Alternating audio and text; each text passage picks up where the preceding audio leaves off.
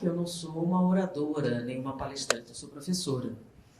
E quando eu comecei a minha carreira de falar ao público, eu não comecei no espiritismo, comecei na parapsicologia.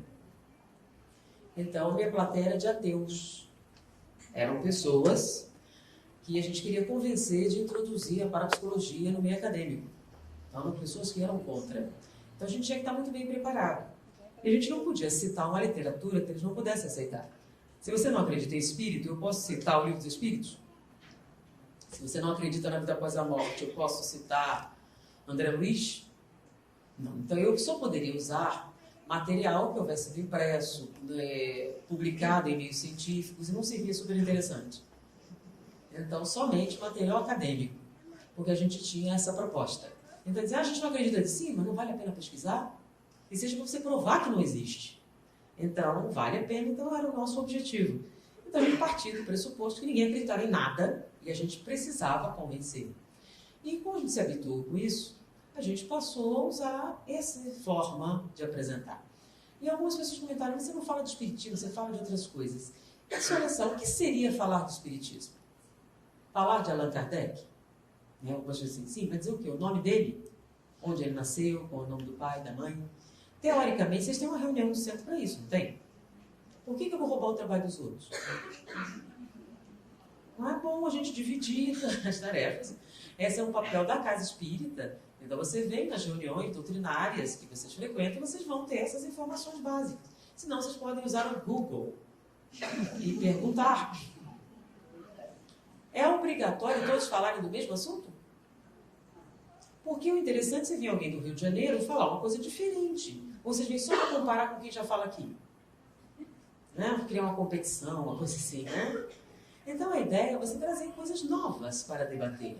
Então, a gente traz uma opção nova e a gente conversa. Então, não está escrito em nenhum lugar que fala de espiritismo, mas sempre fala do mesmo assunto. Né? Isso é na Igreja Católica, no protestante, que só pode falar disso. Então, o espiritismo ele é aberto às ideias, até porque o espiritismo é dinâmico. Tá? A proposta dele é que ele cresça. Então, tem novas coisas acontecendo. Então, nós criamos o hábito de pegarmos determinadas experiências que estão sendo realizadas e fundamentar a tese espírita, como a gente fazia com relação à parapsicologia, percepção sensorial, etc. Então, a gente pegou esse hábito de fazer dessa forma. E, como eu vejo poucas pessoas fazendo isso, não vejo por que a gente não continuar. Então, a pessoa falou que eu não falava de espiritismo. Nossa, eu achei que eu falava o tempo todo de espiritismo. Meus pais são espíritas. E a gente fazia o culto no lar. Né? E um dos livrinhos que eu usava no culto do lar era o Pai Nosso. Psicografia de Chico Xavier. Né? Acho que é da Meimei, se não me engano. Então, explicava o que era o Pai Nosso. E, justamente, esse momento do livro me trouxe agora um trabalho que está sendo realizado, muito interessante, que foi publicado agora em 2014. Mas, voltando a essa experiência, ela dava no culto esse livrinho, e em um determinado momento ela perguntou para o meu irmão do meio, Wallace, o que é tentação? Bom, primeiro, vocês sabem o que é o Pai Nosso, né? O que é o Pai Nosso mesmo? Bom, esse mau hábito eu nunca perdi, né? Como professora e dando aula à noite, se você não fala, o povo dorme. Então, às vezes está todo mundo acordado, e vai aquela pergunta, então, o que é o Pai Nosso? É uma prece. O quê? Quem ensinou? Jesus. É importante? Muito importante? Não senti muita firmeza. Muito importante? Sim. Muito importante. Então, vocês acreditam que é uma coisa séria e importante? Sim. Por que foi que ele ensinou essa prece? Com que objetivo?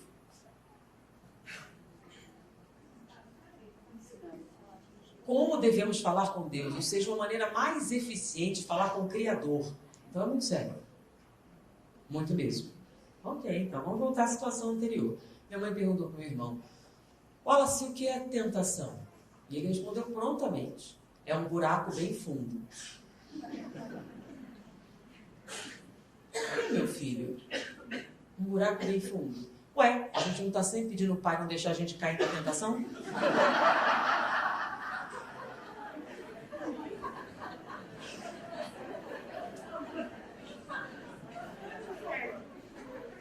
Filosoficamente até profundo. A gente nunca parou a pensar qual o significado disso numa criança, parou? Será que seu filho sabe o que é uma tentação? Você ensinou o Pai Nosso para ele? E ele sabe o que é tentação? Ou é um buraco bem fundo? Mas essa cena me veio à memória porque eu estava fazendo uma consulta médica, então estava a TV do lado passando um programa protestante, numa TV protestante, e num determinado momento o repórter falando com crianças, né? Chegou para o menino e perguntou: meu filho, você sabe que o demônio existe? Sei. E você sabe como ele é? Sei. Como é o demônio? É o homem do saco. Por que, meu filho, é o homem do saco? Não, a gente sabe disso. Deus diz que é o homem do saco. Como assim Deus diz que é o homem do saco? A gente está sempre falando para ele nos proteger do mal, amém. E nos livrai-nos do mal, amém. Querem que eu traduza? E nos livrai do mal, amém. Do mal, amém. O homem do saco. E várias crianças concordaram com eles. Devem ter conversado sobre isso. E o mal, amém, é algo muito perigoso. Porque o pai tem que nos proteger do mal, amém. Isso, junto com a tentação, que é um buraco bem fundo, nos chamou a atenção sobre o Pai Nosso é realmente importante? Realmente importante? Então, o que é tentação, gente? Tentação é uma coisa ruim? Bom, se fosse ruim, você não... Se fosse ruim, você não estaria tentado, estaria? Então, normalmente a tentação tem que ser alguma coisa o quê? Mas o que é a tentação? Qual o significado dessa palavra? E olha só, vocês rezam todo dia. Não nos deixeis cair em tentação e não sabem o que é. É um buraco bem fundo para vocês. É isso? É um buraco bem fundo?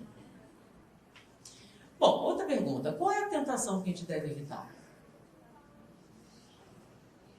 Ele especifica na prece? Não nos deixeis cair na tentação do dinheiro. Não. Do sexo. Do poder. Não. Qual tentação, então?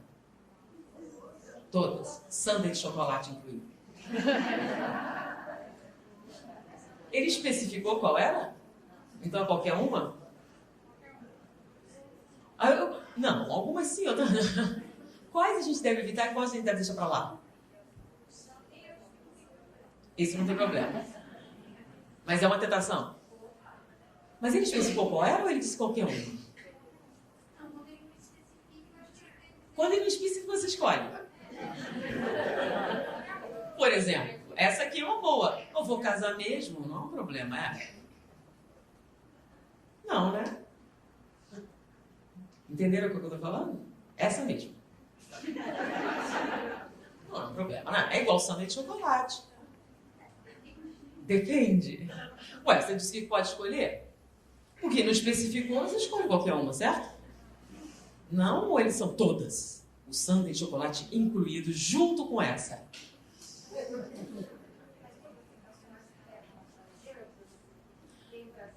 Se você sabe o que é tentação, está resolvendo o problema. Mas se você não sabe, o que você deve evitar então? Não nos deixeis cair em tentação. O que é uma tentação? De novo, como eu falei à tarde, existe um livro muito bom, que todos devem possuir, que esclarece muita coisa. Chama-se O Dicionário. O Dicionário é um livro excelente. Inclusive tem lá tentação. Você perguntar para ele o que é tentação. Tem até digital agora. Você pergunta o que é tentação. E lá está escrito o que é tentação. Tentação, então, para ter o dicionário, não fui eu que disse. De acordo com Jesus Cristo. O que é tentação? Tentação é um movimento que você faz em direção a algo que você deseja profundamente. Então pode ser qualquer coisa. É claro que a intensidade desse desejo varia de pessoa para pessoa. Então sua tentação é pessoal. A mesma não vale para você e para o outro. Para alguns é tentação, para outros não. Então é a sua tentação, qualquer uma, que é o problema.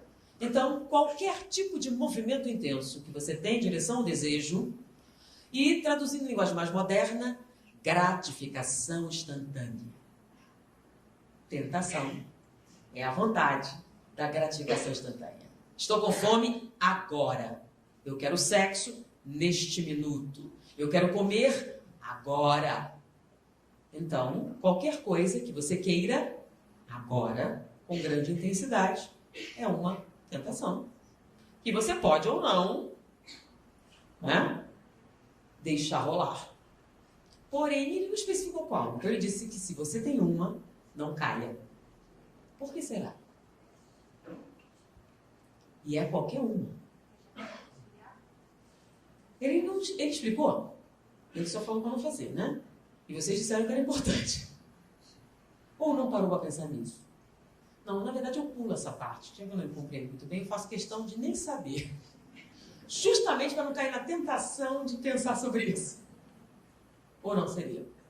Então, devemos ou não devemos cair em tentação? Nenhuma? Se eu tiver com fome, não vou comer? Olha só, se eu tiver com fome, por exemplo, vou casar mesmo. Que diferença faz? Não. Um tempo a mais, um tempo a menos. Sim, mas se não fosse não seria tentação, seria? Se é uma coisa que pode esperar muito tempo, não está nem com vontade mesmo, né? Então, tentação é algo que você quer muito agora. Aí, de novo, dependendo da tentação. Ele falou que dependia da tentação? Não. É porque, olha só, a prece, quem foi que ensinou mesmo? E ele perdeu tempo. Eufemismo. Metáfora. Não. Se Jesus é quem Emmanuel diz que é, vocês acham que ele ia desperdiçar o tempo dele? Então ele foi ensinar uma prece para vocês falarem com o Criador. E ele não botou condição nenhuma, botou? Ele foi meio taxativo até, né? Talvez ele tenha exagerado um pouco, mas não? Talvez a gente saiba melhor. Ele não foi muito claro, ele não pensou no homem moderno, nessas coisas novas, pensou? Se ele pensasse, tinha feito diferente, não seria não? Não? Então ele quis dizer exatamente aquilo. Ele quis dizer exatamente aquilo. Não caia na tentação. E para melhorar, peça ajuda ao seu pai para não deixar isso acontecer, porque é sério. Então deve ser ruim, né? Cair na tentação. Mas peraí, qual é o problema com a gratificação instantânea? Na verdade, eles hoje em dia falam da importância da gratificação instantânea, né? Já pensou, se a criança pede um negócio e você não dá, ela fica traumatizada. Seu filho chega, papai, eu quero um iPhone. Todo mundo tem um iPhone. Só eu não tenho um iPhone. Eu vou sofrer bullying. E aí você faz um sacrifício e dá para ele um iPhone. Para que ele possa se enturmar. Para que ele possa desenvolver relações sociais sólidas. Uma rede. Né? Não é? Porque senão, como é que vai ser? Então o neném chora, você imediatamente faz o quê? Ah, mas está errado isso? Não foi eu que disse, foi Jesus. Não nos deixeis cair em tentação. Ou seja, não corra atrás da gratificação instantânea. É melhor esperar. Não foi isso, não? Tem outra tradução? Bom, se o significado de tentação é gratificação instantânea, não nos deixeis atender à gratificação instantânea. Ou seja, é melhor esperar. O quê? Qualquer coisa que seja o que você quer. O que o vizinho quer não adianta. É o que você quer. Bom, e daí? Tá certo ou tá errado? O que a gente não faz, então? Pois é. Devemos ou não cair na tentação? Devemos? Bom, é aí que fica interessante, né? Na década de 50, 60, um pesquisador resolveu fazer um teste com crianças de uma creche entre 4 e 5 anos de idade. Tá? Esse teste passou a ser conhecido como o teste do marshmallow. Na verdade, não chama assim, foi um repórter Times que deu esse nome. Então, o teste consistia no seguinte: ele colocava a criança numa sala, com uma mesa, uma única mesa, nenhuma decoração, e oferecia para ela uma marshmallow, era o seu doce favorito. Esse doce é seu. Já é seu. Você não precisa fazer nada. É seu. Porém, se você esperar eu voltar para comer, além desse, você ganha outro igual. você vai ter doce. Ou seja, era um problema ela comer o doce? Não. Era desonestidade ela comer o doce? Não, o doce já era dela, tá? Não havia nenhum problema, nenhuma condição. Ele só disse o seguinte: se você esperar eu voltar, em vez de 1, você ganha 2. E ele saía entre 15 e 20 minutos. E deixava a criança sozinha com o doce na frente dela e mais nada para distrair. O que vocês acham que aconteceu?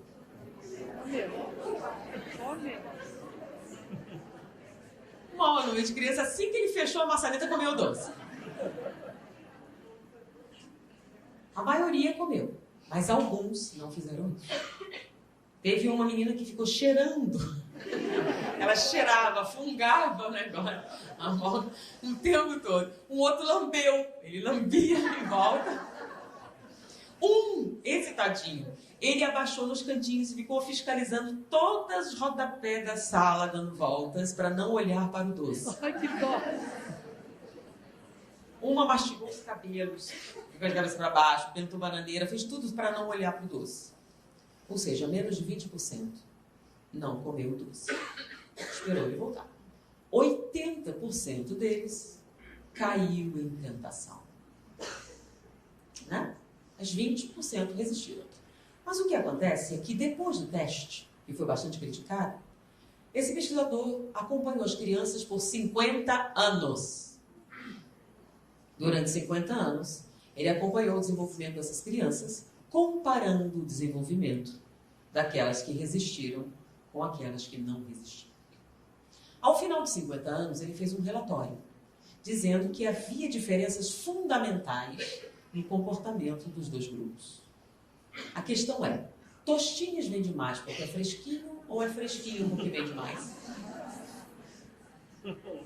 A questão é que as diferenças eram tão significativas e tão radicais que ele propôs. Essas crianças tiveram um comportamento diferente porque tinham cérebros diferentes, ou eram geneticamente diferentes, ou alguma coisa que elas fizeram as levou a manter essas diferenças.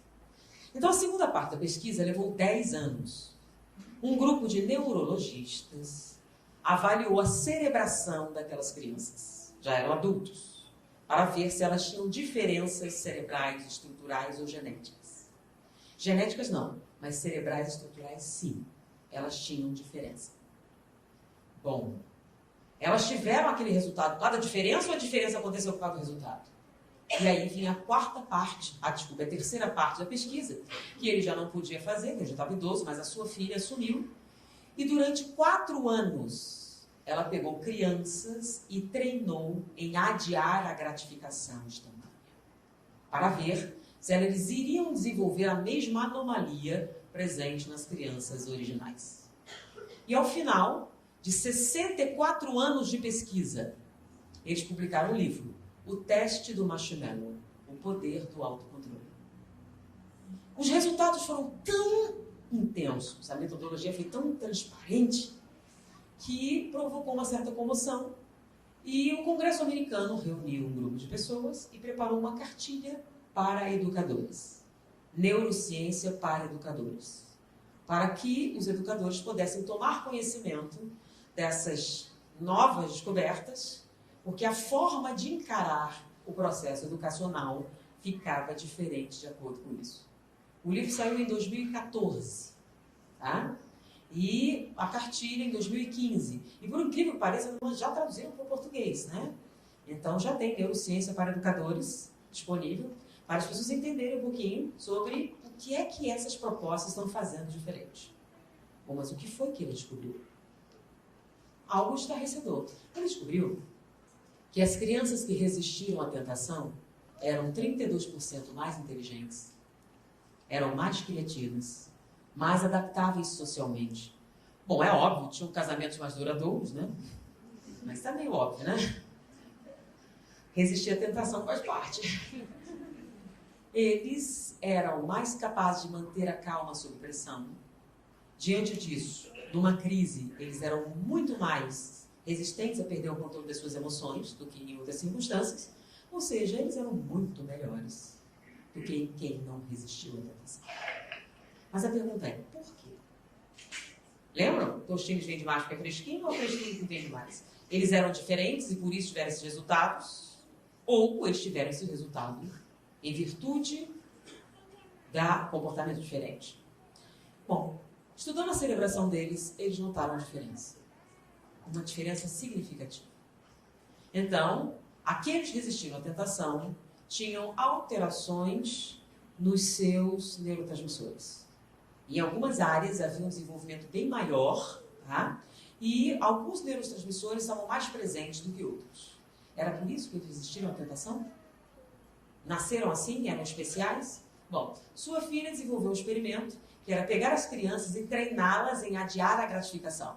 E que vale dizer o seguinte: então o bebê chora. Em vez de automaticamente atender, aumentava cada vez mais o tempo antes de atender. Tá? E fazia isso e as crianças começavam, então, a verificar que elas seriam atendidas, mas não no tempo imediatamente equivalente. Então, ela foi cada vez mais adiando a gratificação instantânea, criando dificuldades. Tá? Não, olha só, não é você tirar da frente, aí deixou de ser tentação, tá? É, apesar do desejo, aprender a esperar pacientemente, tranquilamente, para saciar os seus desejos. O nome disso é adiar a gratificação instantânea. E o resultado foi estarrecedor. Elas começaram a desenvolver a mesma alteração química que fazia com que sua capacidade intelectual aumentasse. Sua eficiência no aprendizado e criatividade aumentasse. Por quê? Porque o treinamento em adiar a gratificação aumentava a eficácia da dopamina. A dopamina é o neurotransmissor responsável pelo autocontrole. É o que controla os nossos impulsos e que nos permite ser racional em meio aos problemas. Quem não tem a mesma função da dopamina é aquela que se descontrola sob pressão. É aquela que não é capaz de controlar suas emoções. Pessoas treinadas em adiar a gratificação são capazes de fazer isso. É a tal famosa inteligência emocional. A inteligência emocional está ligada diretamente ao adiamento da gratificação instantânea. Mas como isso acontece? É simples. Toda vez que a gente tem um desejo, qualquer que seja ele, nós produzimos o que chamamos de catecolaminas. Então, por exemplo, fome. A fome é uma sensação agradável? É ruim. Mas como é que funciona a fome? Então vamos imaginar que você tem uma baixa energética. Então você está com pouca energia. E isso equivale a dizer que você está hipoglicêmico. Então você tem uma baixa de açúcar no sangue. E nós no cérebro temos um sensor que mede isso. Então, se ele nota que você está em estado de hipoglicemia, ou seja, que a energia disponível não é aquela que você necessária, ele dispara um aviso. Esse aviso vai para o centro da fome e lá você libera substâncias tensionantes, que nós chamamos catecolaminas. Aí você sente aquela sensação horrível da fome, né? Uma sensação desagradável, fome, pensa numa fome intensa. É uma coisa gostosa? Não. Aí isso tem por objetivo obrigar você a agir para aumentar essa glicemia. Então a fome existe para obrigar você a agir. E aí você age. Você vai na geladeira, abre a porta, pega uma maçã e morde. O que acontece quando você morde a maçã? É uma sensação celestial. Imagina, muita fome e você morde a maçã. Qual a sensação? É ótima. A sensação é ótima? É. Só que tem um problema. A maçã nem chegou no estômago. Se a maçã nem chegou no estômago, sua necessidade de comida desapareceu? Não. Mas alguma coisa aconteceu, não foi? O que aconteceu na hora que você mordeu a maçã? A fome que você estava sentindo, se esperando naquele momento, deixou de existir. E naquele momento você está mordendo a sua maçã, ou comendo sua lasanha, seja lá o que for, na hora que você está mastigando, a sensação é celestial, não é? Extremamente prazerosa. Por quê? Porque no momento em que você sacia esse desejo, você libera os chamados antagonistas da catecolamina. E você neutraliza o seu efeito. Por isso você quer tanto quando? Agora. Porque esperar é horrível. Catecolamina é uma coisa desagradabilíssima. E quanto maior o tempo de espera, mais desagradável é. Então a criança não está fingindo. Ela está com fome agora, por isso ela bebe. Só que ela vai mesmo morrer se você não der? ela vai sobreviver? Vai. Porque você não vai negar a comida, você vai dar, só vai esperar um pouquinho. Mas e o sofrimento que você está impondo a ela é real? É. E então, é tortura? Não. Na verdade, você está desenvolvendo tolerância à catecolamina. Quanto mais tempo você é capaz de esperar, maior a sua tolerância à catecolamina. Você fica resistente ao mal-estar provocado por ela. Bom, o que acontece quando você se torna resistente à catecolamina? Você libera a ação da dopamina e ela fica no controle. E se ela está no controle, o que acontece? Ela permite você raciocinar. Mas peraí, o tal da inteligência, é isso. O que é ser inteligente? Todos nós somos inteligentes, mas como é que você vai testar isso? Os resultados de um raciocínio rápido, eficiente, veloz. Então, aparentemente, a inteligência delas aumenta. Por que aumenta? Com a dopamina dominante, você tem o quê? Total autocontrole. E com total autocontrole, em vez de chorar, gritar, espernear no shopping, chamar a atenção de todo mundo, você raciocina e pensa. E quando você raciocina e pensa, normalmente obtém resultados positivos, não? Então, no trabalho, né, no casamento, na relação, ou, por exemplo, no Afeganistão. Porque olha o problema. Eles estavam analisando soldados que participaram dessas guerras recentes, né? Então eles estavam estarrecidos com o número de soldados com estresse pós-traumático. Mas coitado, eles foram para a guerra. Eles foram para a guerra, cheio de equipamento, treinamento muito bom, e todos voltaram malucos. Aí o general responsável por isso disse assim, sim, mas eu estive nas trincheiras, na Segunda Guerra, e um monte de amigos meus, nenhum de nós teve estresse pós-traumático. Na verdade, o que está acontecendo é que só está criando um homem frouxo hoje.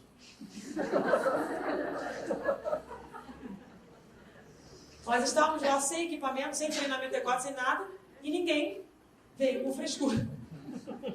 Não fui eu que disse, foi o general. Né? Bom, e ele estava falando, não é possível. Então, não é possível. O que ele estava dizendo? As pessoas simplesmente não conseguem lidar com o desconforto, com a frustração, com a impossibilidade. Perdeu o emprego, resolve se matar. Não conseguiu a promoção, entra em depressão profunda. É por quê? Porque a sociedade moderna é muito terrível? Não, é porque o que acontece quando você dá tudo que a criança quer na hora que ela pede? Ela fica o quê? Qual é o nome de dar? E o que acontece quando ela cresce? Isso se reflete em quê? A total incapacidade de lidar com a catecolamina. Toda vez que ela é liberada no sistema, ele entra em pânico. Por quê? Porque é horrível. E você sabe que quanto mais velho você fica, mais sensível. E como você não foi treinado na infância, na tolerância, você desenvolve intolerância à catecolamina. Basta liberar para você entrar em parafuso. Você entra em desequilíbrio de neurotransmissores e dá origem aos transtornos bipolares, transtornos depressivos, transtorno psicótico com a maior facilidade. Então, ele supõe que a nossa tendência a transtornos mentais vem da falta de disciplina na infância. E que vale dizer que resistir à tentação é uma boa. Porque se torna um ser humano mais eficiente, mais capaz, mais apto a lidar com seus problemas, mais apto a se integrar em sociedade, um melhor líder, uma melhor pessoa. Ou ele confirmou isso sim. As crianças que começaram a treinar em adiar a gratificação começaram a ter desempenhos escolares melhores. Porque na experiência original, o que ele notou? O que chamou a atenção? Aqueles que resistiram à tentação tinham notas melhores, melhores desempenhos escolares, tinham menos problemas sociais, menos transtornos comportamentais. O que tem a ver uma coisa com outra? Tudo. Então, se você é treinado na gratificação instantânea, você simplesmente não consegue lidar com problemas. Não consegue lidar com a fome. Isso ocasiona alguns transtornos, por exemplo, né? Eu falei que a fome é desagradável, né? E você come um pedaço de bolo. Na hora que você está comendo é maravilhoso, não é? Terminou, você continua com fome. Aí você come o segundo pedaço de bolo. E quando você está comendo é ótimo. Quando termina, você continua com fome. Você come o terceiro pedaço. No sétimo, você está até aqui, está quase vomitando o bolo. Mas você continua com fome. Por quê? Essa fome é real? Tanto é real que você dá um moderador de apetite, funciona, ela fica magrinha. Mas depois o que acontece? A fome é real. O que acontece é que a fome que ela está sentindo não é de bolo, é de outra coisa. Por exemplo, alguém que sofre de falta de atenção, né? Você tem um parceiro e não te dá atenção. Ah, deixa eu falar, vamos no shopping fazer compras. O nome disso é compensação. Então, na hora que você está ali comprando, você se sente ótima. Só que quando termina, está cheio de dívidas. E comprou um monte de coisa que você não precisava. Mas você volta e faz de novo. Por quê? Você não consegue lidar com a catecolamina. Você quer aliviar. Serve qualquer coisa, inclusive a compensação. Você tem desejos sexuais não satisfeitos. Ah, comer bolo é tão bom quanto. Vamos comer bolo. Você fica obesa e com os mesmos problemas anteriores. Talvez até piore. E resolveu o seu problema? Então, por que você faz isso? Porque você não consegue lidar com a catecolamina. Então, serve tudo para aliviar os sintomas do desejo premente. Então, por exemplo, vou casar mesmo, né? E se não casar? Você pode mudar de ideia? Talvez possa, né? Por exemplo, na codificação você tem os casamentos de provas, casamento de expiação, casamento feliz, não tem? Só que tem uma modalidade nova que não está lá, porque é moderna. É o acidente de percurso. O que é um acidente de percurso? Você vai para um bar, enche a cara e deu no que deu. Estava no programa? Não. Mas você vai ter que lidar com isso. Por que você fez isso? Vamos ver que isso é uma incoerência. É uma forma de compensação, uma forma de fuga. E você faz isso porque não consegue lidar com a catecolamina. Vamos lá. Muitos de vocês comeram antes de vir para cá, não foi? Todos escovaram os dentes? Eu não trouxe minha bolsa, mas eu tenho um paletó, uma escova de dentes. Alguém quer emprestada? Tá limpinha. Eu sempre lavo depois de usar. Alguém gostaria de emprestar? Não. Você sabe a importância da higiene bucal? Depois de comer e tudo? Não querem emprestar? Eu vi o povo comendo aqui, mastigando, tomando Coca-Cola. Querem escova emprestada? Eu uso Listerine e tenho um programa, tenho assistência dentária. Não querem emprestar? Por que não? Por que não? Cada um tem que ter a sua pessoal. Mas qual o problema? Está limpa. Eu não sou possessiva, eu empresto. Qual o problema? É um problema? Eu vejo que estão fazendo cara de nojo, estou dizendo que está limpinha. É anti-higiênico. Olha a cara de nojo que você está fazendo. Anti-higiênico. Sim. Vocês concordam com isso? É anti-higiênico, pessoal, etc. Ok. Vocês são tão hipócritas e incoerentes, né? Vocês vão numa festa, deixam uma pessoa estranha enfiar a língua na sua boca e não acha estranho.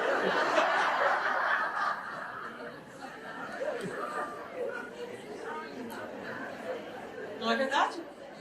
Às vezes mais de um. Beijei 5, deixou 5 pessoas enfiarem a língua na sua boca e não acham anti-higiênico. Ele lavou antes de enfiar na sua boca? Você sabe se ele tem plano dentário? Sabe da sua higiene bucal? Você nem conheceu ali. E na hora que você deixou, você não pensou em herpes, pensou? Pensou em sífilis, em AIDS, gonorreia. E um monte de coisas que vocês pensaram, vamos falar da escova de dente. Você sabe, né? A escova é mais limpinha. E você? Não, é porque agora a moda é ficar. Porque antes você namorava. Eu sugiro que você namore antes de deixar um estranho enfiar a língua na sua boca. Eu sugiro até que você peça um exame.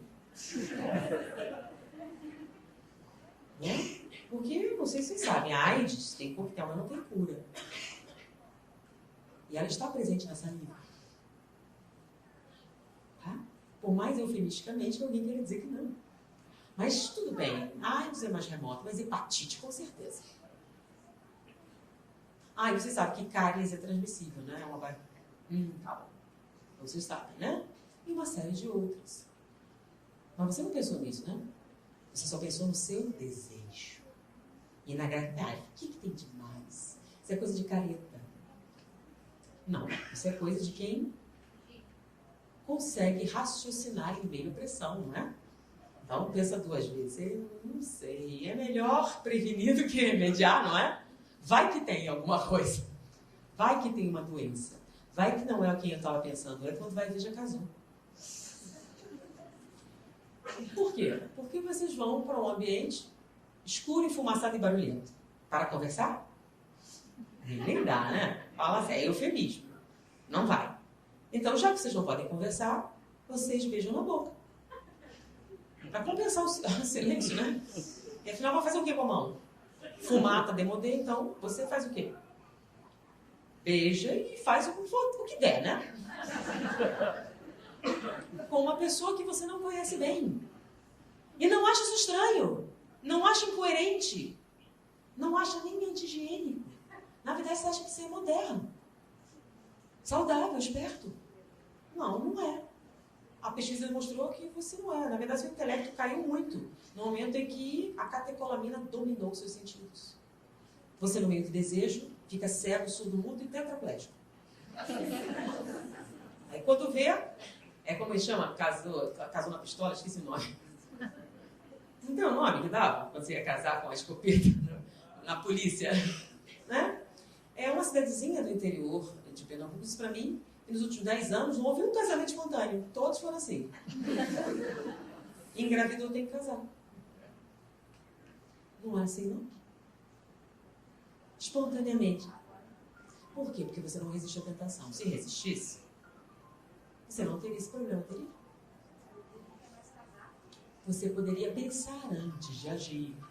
Você poderia ponderar antes de tomar uma decisão. Você poderia pensar um pouco se vale mesmo a pena você se comprometer. Não estamos falando nada de moralismo e bons costumes. Estamos falando de puro raciocínio, puro coeficiente intelectual, pura estatística, se vocês quiserem. Né? Que é coisa mais materialista do que estatística. Né? Números. Então, qual o resultado da experiência? Resistir à tentação é uma das melhores coisas que você poderia ensinar às suas crianças. Farão com que elas se tornem seres humanos melhores, mais eficientes, mais inteligentes, mais criativos, melhor equipados para lidar com os problemas futuros, né? A gente está tendo escassez de um monte de coisa. Problema não falta na vida, falta. Você está preparando eles para lidar com isso? Ou está preparando eles para se jogarem no chão, espernearem e gritarem como fazem hoje? Dá para arrumar depois de velho?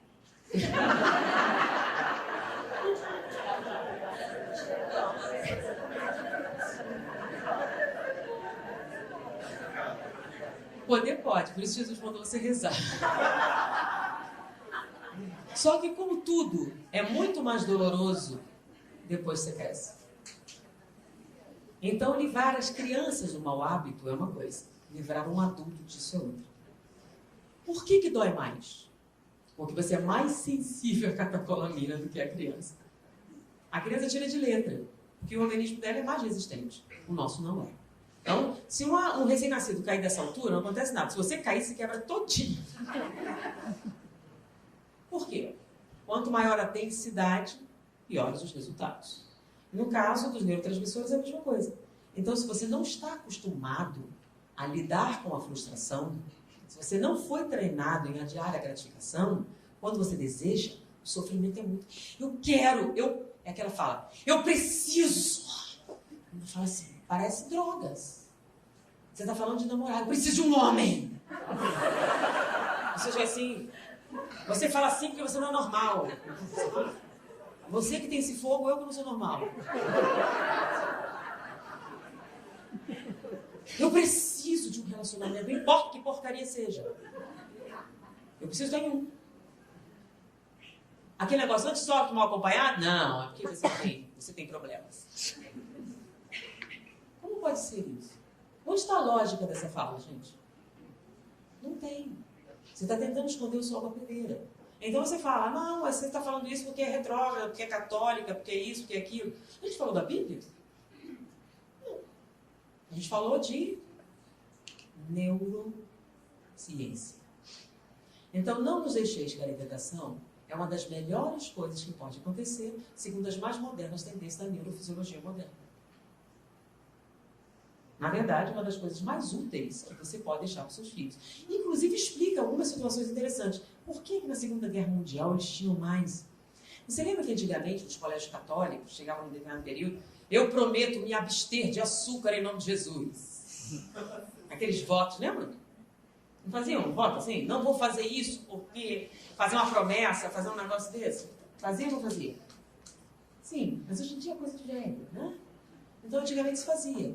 Isso, mas era uma besteira. Sim. Com relação ao que a pessoa pensava obter, mas ela obtinha algo em troca? Sim. Resistência catecolamina. Se tornavam pessoas mais estáveis, que lidavam melhor com os problemas, mais resistentes, mais confiáveis, mais fiéis, mais leais. Você sabe a diferença, né? Lealdade, fidelidade, honra. São palavras meio fora de moda, né? Junto com o resto. Junto com a tentação, junto com tudo. A honra vai para os infernos. Por quê? Tem lugar na nossa sociedade essa palavra? Fidelidade? Lealdade? Então, qual é a diferença, gente? Lembra? Empenho minha lealdade ao rei da França. Quando você empenha a sua lealdade, você promete, se ele precisar de ajuda, você ajuda. Mas você não prometeu exclusividade, prometeu? Não. Fidelidade é: prometo a minha honra em nome exclusivamente de fulano. Então, fidelidade é exclusividade. Então, se você faz um voto de fidelidade, o que você está dizendo? Você está pressupondo exclusividade. Mas você não é capaz de cumprir, porque a catecolamina não deixa. Né? Porque quando o desejo vem, você tem que entender, né? É mais forte do que eu. Ah, não é isso não? Não fala isso. É mais forte do que eu. A carne é fraca. Não, você que não resiste à catecolamina. Né? Você que não tem resistência. Você que perde a sua inteligência no momento em que ela está ativa. Então, como é que funciona na realidade? Não é que a carne é fraca, coisa parecida. Você simplesmente não é capaz de raciocinar. Não tem o suficiente. Não tem autocontrole. Você não tem dopamina suficiente para raciocinar. Vale a pena fazer isso? Eu vou lidar bem com os resultados dessa experiência? Esses minutos de prazer valem o sofrimento que vai valer? Se você pudesse raciocinar, você veria matemática simples, né? Você faria custo-benefício. Mas como você não pode raciocinar, você perdeu sua inteligência junto com a catecolamina, você não pode fazer essa conta. Então, o que acontece com a sua vida? Vai pro buraco e você pergunta, por que Deus fez isso comigo? Nossa, coitado, já notaram? Que problema? Hã? Então, você vai assistir a Copa no Rio de Janeiro, tá lá, aí estaciona o carro, quando você volta, o carro não tá lá. Onde estava Deus que não tomou conta do meu carro? Poxa, ele estava ocupado, mantendo a gravidade, mantendo os planetas em movimento, mantendo o universo em expansão, todas as leis da física. E além de tudo isso, você quer que ele seja flanelinha também. Porque você quer. Porque você é o centro do universo. O que é uma pessoa mimada?